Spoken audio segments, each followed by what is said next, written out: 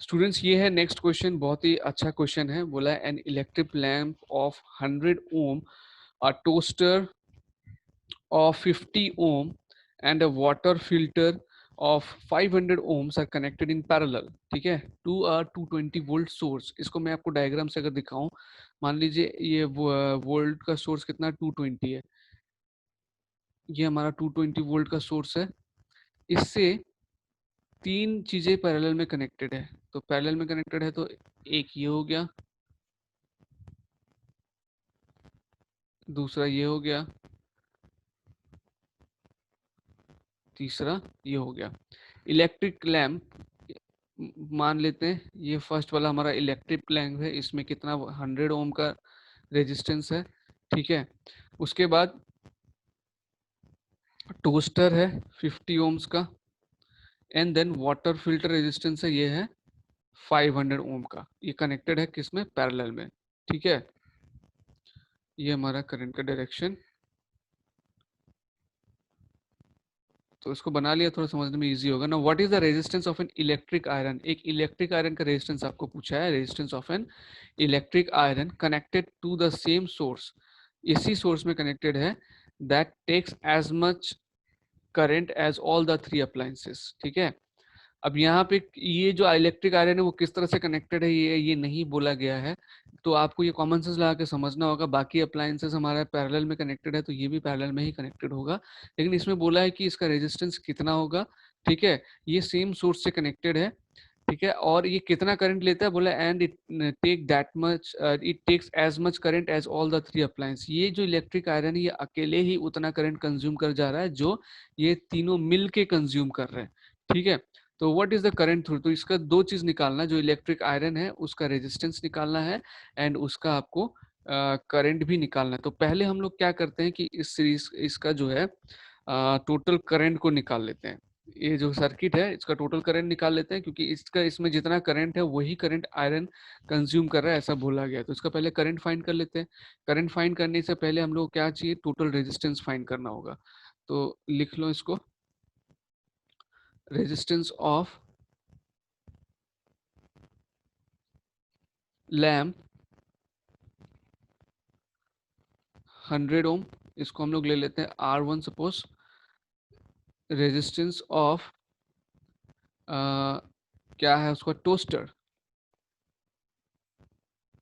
ये है 50 ओम्स, इसको हम लोग R2 ले लेते हैं। रेजिस्टेंस ऑफ वाटर फिल्टर, ये बोला है 500 ओम्स, इसको ले लेते हैं R3। तो टोटल रेजिस्टेंस पहले निकाल लो। टोटल रेजिस्टेंस क्या होगा, 1/R is equal to 1/R1 plus 1/R2 plus 1/R3। तो 1/R is equal to 1/R1 मतलब 1/100 प्लस 1/R2 मतलब 1/50 प्लस 1/R3 मतलब 1/500, ठीक है। अब इसका एलसीएम करके हम लोग टोटल रेजिस्टेंस निकाल लेंगे। इसका जब एलसीएम करेंगे तो एलसीएम आएगा आपका 500, ठीक है। इनकेस एप्लीके आपको अगर एलसीएम नहीं आता है तो मेरे को बता देना, मैं यही अज्यूम कर रहा हूँ कि आपको एलसीएम आता है। तो 500 इधर क्या हो जाएगा, 5 प्लस 10 प्लस 1, तो ये हो गया 16/500। अब इसको कैंसिल नहीं करते, रहने देते हैं, ठीक है। तो 1/R इज इक्वल टू क्या आया आपका, 1/R इज इक्वल टू आया 16/500। तो इसका मतलब therefore resistance is equal to 500/16 ohms, ये हमारा टोटल रेजिस्टेंस आ गया। नाउ करंट कितना है, करंट इज इक्वल टू क्या होगा, बाय ओम्स लॉ,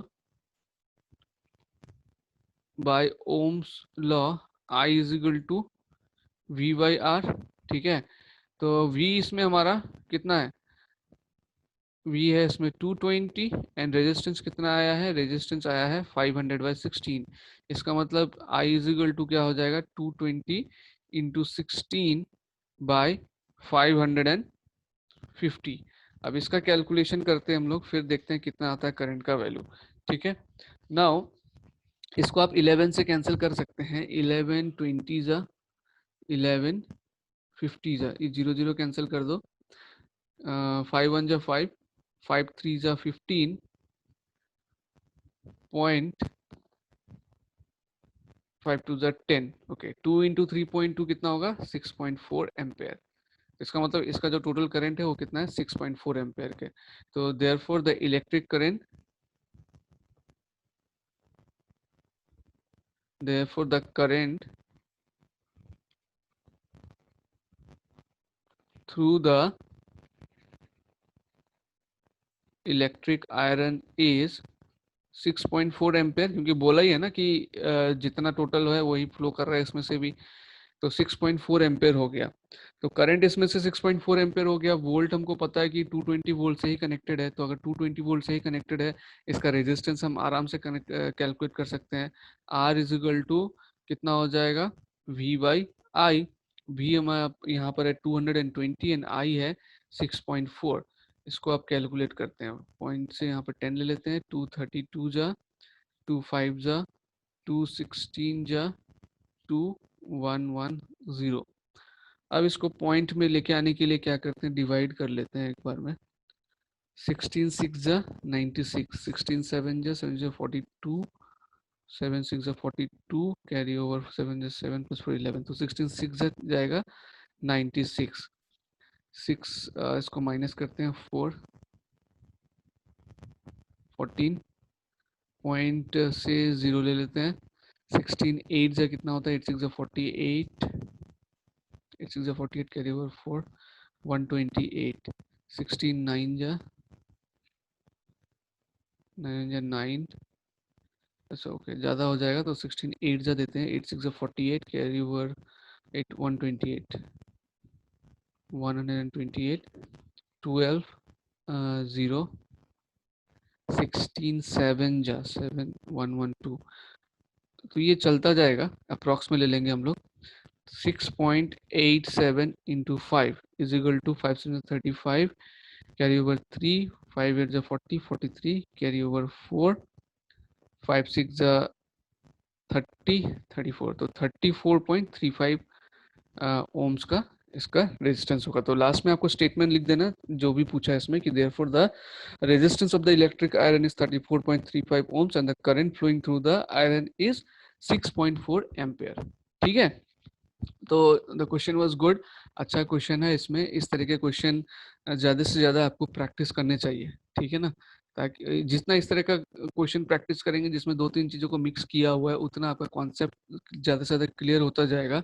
एंड जो फोबिया होता है फिजिक्स में न्यूमेरिकल्स का, वो आपका धीरे धीरे कटता जाएगा। ठीक है, बेसिकली होता है कि एक दो क्वेश्चन समझ में नहीं आता है तो बच्चे फिर करना छोड़ देते हैं एंड फिर लगता है फिजिक्स हार्ड, है ना। तो हार्ड कब होता है? जब हम करना छोड़ देते हैं। अदरवाइज अगर उसको लग जाए उसमें और उसको सॉल्व करके छोड़े, एक दो बार हो सकता है प्रॉब्लम हो, उसके बाद जब आना शुरू हो जाएगा तब इजी लगेगा। ठीक है, तो नेक्स्ट क्वेश्चन देखते हैं अभी क्या है। अगर कोई डाउट हो तो प्लीज शेयर करना।